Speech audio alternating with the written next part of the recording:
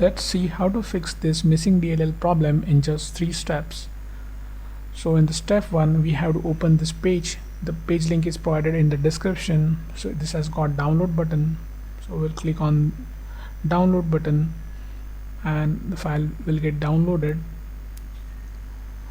We have to save this file somewhere.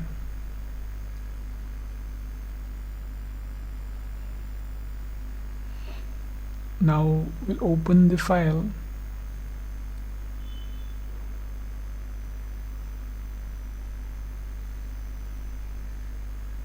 Now we have to copy this file. Right click on it and select copy. Then we'll move to the next step.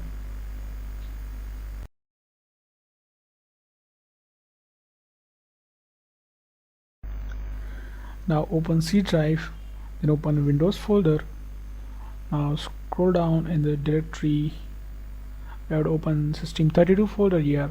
Now right click in the blank space and select paste. Click continue to paste it. If you face access denied issue, then you can follow the screen to fix that. In the step 2, we'll register the DLL file we just copied. Now open task manager with an administrator access.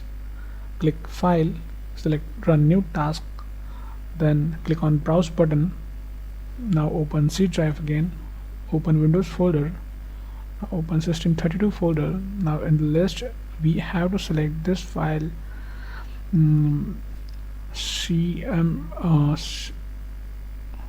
cmd.exe. click OK, select this checkbox and click OK. Now this will open in administrator mode.